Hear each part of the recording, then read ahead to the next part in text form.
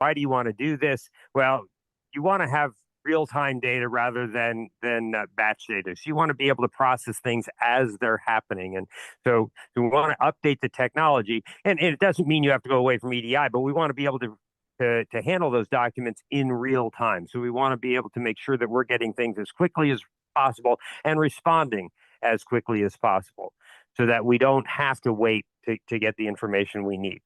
We're also seeing an explosion of standards of things that you have to track. So you've got lots and lots of different formats that you might have to deal with, including the new messaging technologies like REST and SOAP and event brokers. So there are lots and lots of different things that you have to manage. So how do I make it so that not every one of those is a one-off, that I can manage them all in some consistent way, that I don't have a lot of extra duplicate effort happening because I'm managing different standards. And obviously, security requirements keep growing. The need to keep up with the latest security technologies is critical for every kind of connection, including the EDI. And we already talked about the EDI expertise is concentrated in a few individuals and not typically shared across the entire organization. So, what are your options? What you can do? Well, you could abandon EDI, but that's probably not realistic, again, because there are trillions of dollars of transactions still flowing through EDI, and most of the big major players out there are going to expect you to be able to support their EDI for the foreseeable future. So you probably can't abandon it.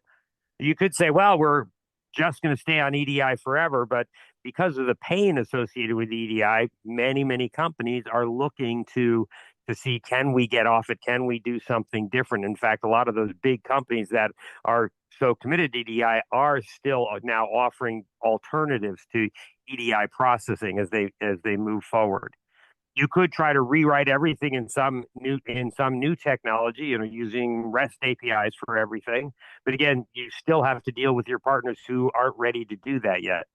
And so what we're seeing is most companies are doing progressive modernization. That is they're attempting to do things either do things in a new way with their EDI, so update their EDI so their EDI processing is more real time, is more automated. It supports more standard ways of doing things, and then adding the additional technologies like REST APIs, like SOAP APIs, like different kinds of communication methods to their environments. Rather than doing a big rip and replace, they're simply adding new things, new ways of doing things.